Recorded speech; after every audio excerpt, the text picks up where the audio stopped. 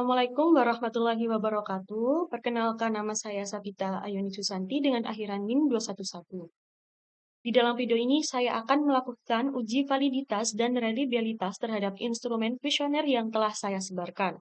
Sebelumnya saya akan menjelaskan apa itu uji validitas dan reliabilitas.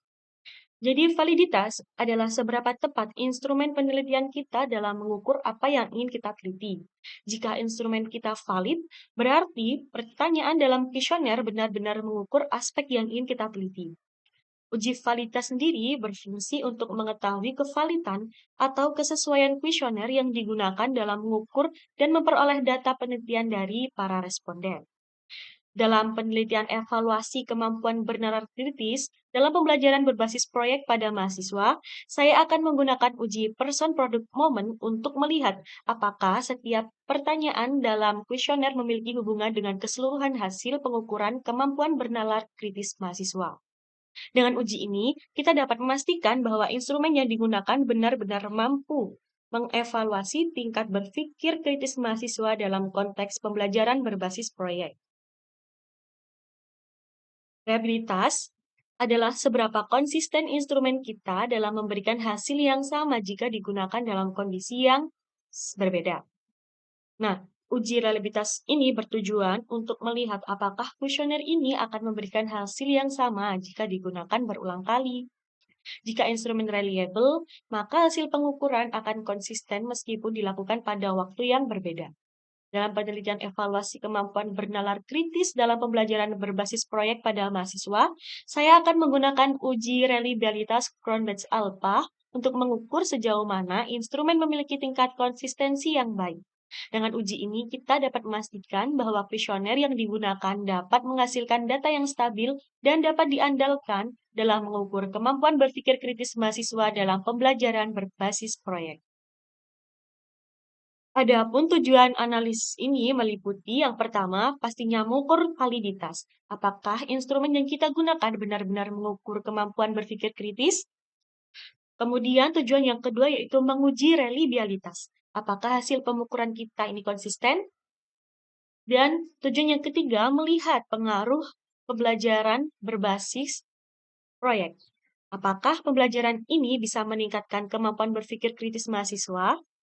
Dan yang terakhir, pastinya memberikan rekomendasi bagaimana cara meningkatkan metode pembelajaran agar lebih efektif dalam melatih kemampuan berpikir kritis mahasiswa.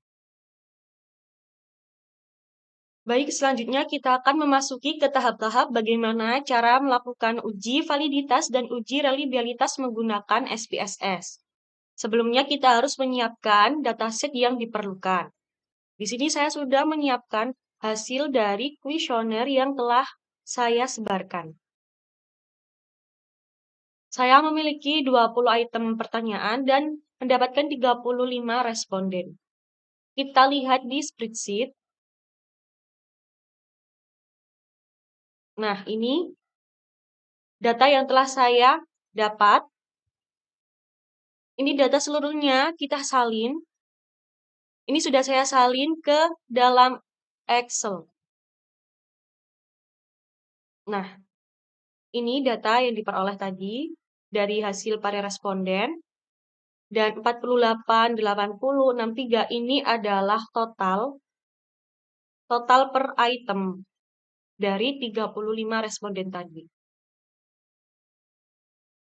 Baik, selanjutnya ini kita salin lagi. Kita salin ke dalam SPSS. Kita buka SPSS. Kemudian kita salin. Sudah muncul datanya. Kemudian kita pencet di variable view. Di sini kita akan merename nama-namanya ini. Caranya mudah, kita tinggal klik. Kemudian kita Ctrl F. Kita pencet di replace. Dan kita ganti namanya.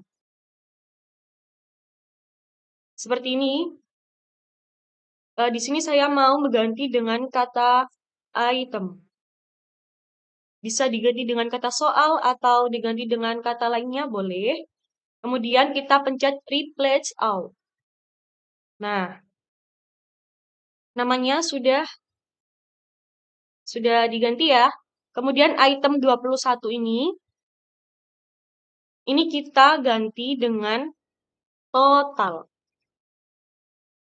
Nah, seperti ini.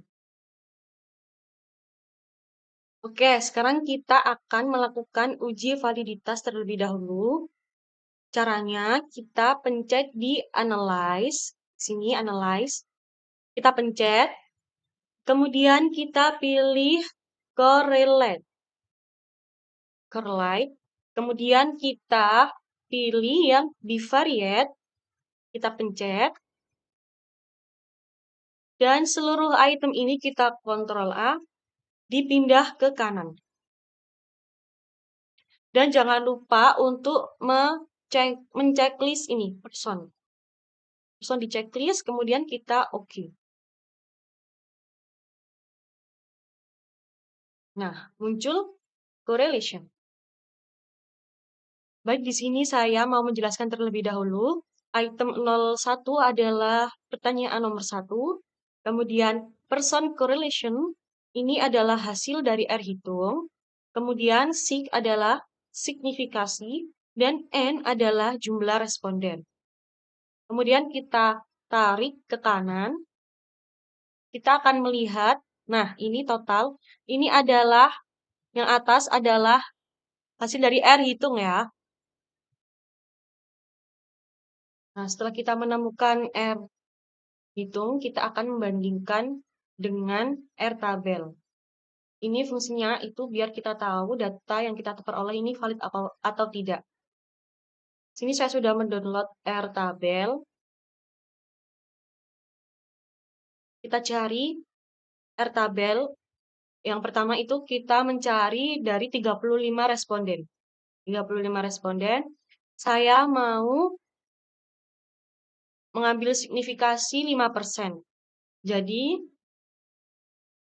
35 responden dari signifikasi 5% itu mendapatkan 0,334. Jadi ini yang nantinya kita akan menjadikan perbandingkan dengan hasil R hitung. Kita masuk lagi ke SPSS. Sebelumnya saya sudah membaca catatan.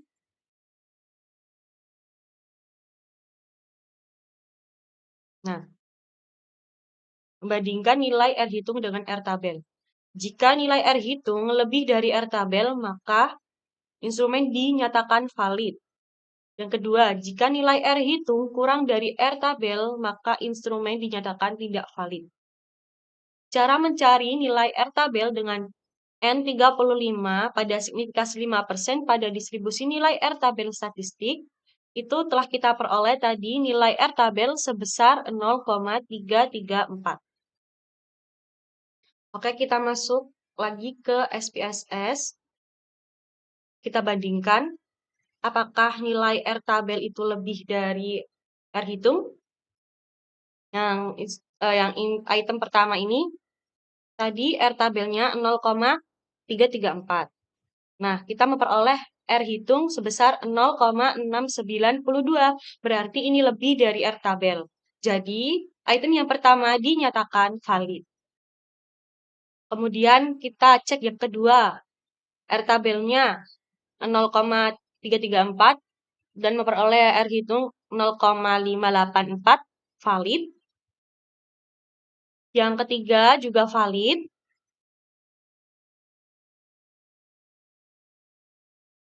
Yang keempat itu juga valid.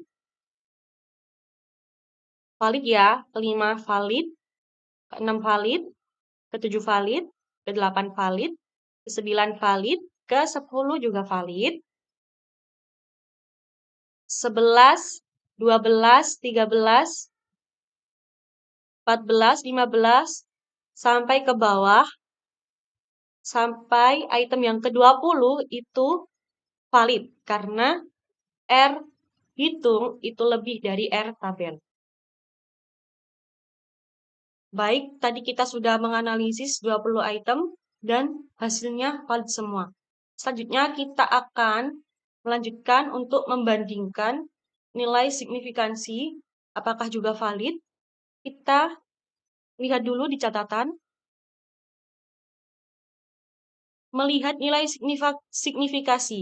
Yang pertama, jika nilai signifikasi kurang dari 0,05, maka data dinyatakan valid. Kemudian yang kedua, jika nilai signifikasi lebih dari 0,05, maka dinyatakan tidak valid. Ayo kita cek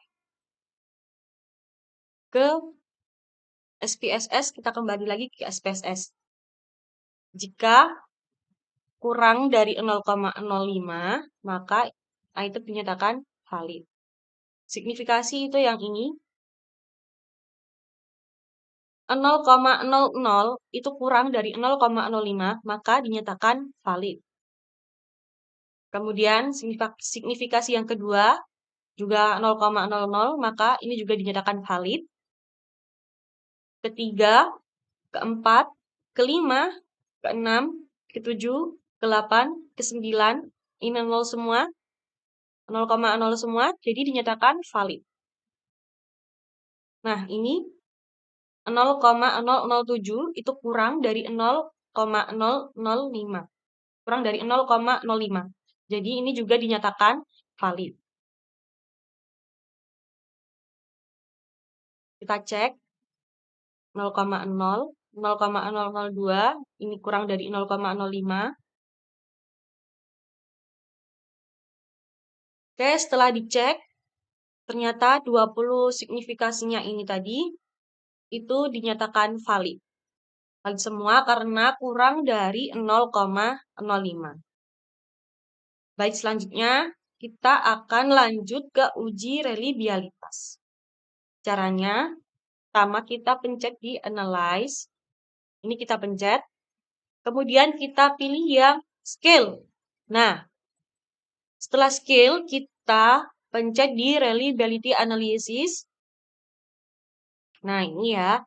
Semua item kita pindah ke kanan, kecuali total.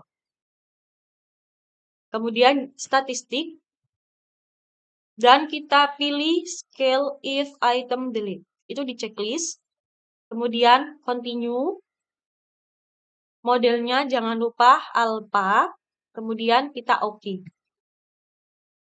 Nah, ini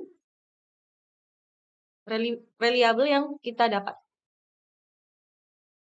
Baik, selanjutnya kita akan menganalisis hasil dari uji reliabilitas. Di sini kita sudah mendapatkan reliable statistik, di mana Cronbach's alpha-nya kita mendapatkan 0,934. End of item adalah hasil dari item kita yang tadi itemnya ada 20. Kita membandingkannya, lihat catatan terlebih dahulu. Uji reliabilitas menggunakan Cronbach's alpha. Dasar pengambilan uji reliabilitas Cronbach's alpha menurut Wiratana Sujarweni tahun 2014, kuesioner dinyatakan reliable jika nilai Cronbach's alpha-nya lebih dari 0,6. Kita lihat di SPSS. Nah, ini adalah hasil dari nilai Cronbach's alpha kita. Kita mendapatkan 0,934. Berarti ini lebih dari 0,6. Maka data kita dinyatakan reliable. Baik, di sini saya akan menyimpulkan bahwa hasil analisis itu menunjukkan bahwa data yang diperoleh valid dan reliable. Dengan 20 item yang menghasilkan R hitung signifikan dan memenuhi kriteria validitas. Selain itu, uji reliabilitas menghasilkan nilai Cronbach's alpha sebesar 0,934 yang menunjukkan bahwa kuesioner memiliki tingkat konsistensi internal yang sangat baik karena Cronbach's alpha-nya tadi lebih dari 0,6, sehingga dapat digunakan dalam penelitian lebih lanjut.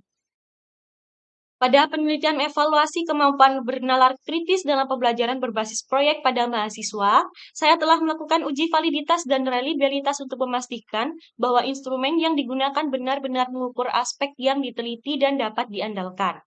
Uji validitas dengan person product moment menunjukkan bahwa setiap item memiliki hubungan yang signifikan dengan skor total. Kemudian untuk uji reliabilitas sendiri dengan Cronbach's Alpha menunjukkan bahwa kuesioner memberikan hasil yang konsisten jika digunakan kembali. Dengan demikian, saya dapat memastikan bahwa instrumen penelitian ini dapat memenuhi standar kelayakan. Semoga hasil penelitian ini memberikan wawasan yang bermanfaat dalam memahami kemampuan bernalar kritis dalam pembelajaran berbasis proyek. Terima kasih, sekian dari saya. Wassalamualaikum warahmatullahi wabarakatuh.